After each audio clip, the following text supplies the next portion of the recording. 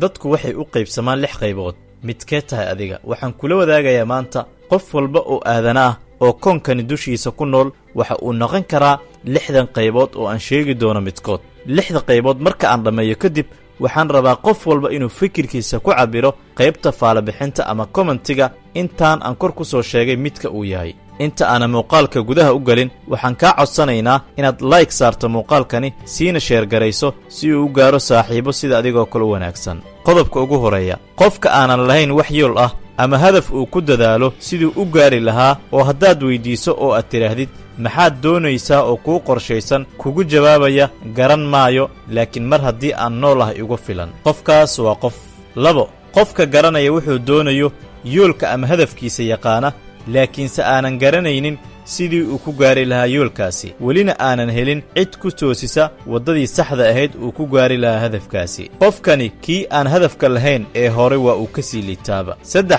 qofka garanaya wuxuu doonayo yoolka ama hadafka uu tiigsanayo waddadii iyo qorshihiina garanaya hase yeeshee aan naftiisa ku kalsoonayn in uu guul soo hoyan karana aanan aaminsanayn kani waa ka murug badan yahay labadii hore 4 ama qofka 4aad qofka garanaya wuxuu doonayo garanaya waddadii u mari lahaa naftiisa ku kalsoon in uu gaari kara yoolkaasi ama hadafkaasina aaminsan laakiin waxaa raad ku yeesha qofkani hadalka dadka oo qof kasta oo ra'yi u soo jeediya isagoo hooshii ku jira wuu maqlaa qofkaasi ra'yigiisa ama commentigiisa ama waxa uu ka yidhaahday mid ku odhanaya sidan ayaa wanaagsanaan lahayd inaad samayso haddana qof kale ayaa sii beddela isagoo aan qorshihii uu waday ka gungaarin dadka badankiisa noocan ayay u badan yihiin qofka noocan ah wuu ka sii liitaa 3dii hore sababtoo ah waxaa saamayn ku leh dadka isaga ku hareeraysan oo mar walba qorshihiisa iyo hadafkiisa waxa uu u beddelaa dadka kale hadalkooda qodobka 5aad ama qofka 5aad qof wuxuu doonaya garanaya waddadii u mari lahaana ay u muuqato naftiisana ku kalsoon in uu guul ka soo hoyan karana og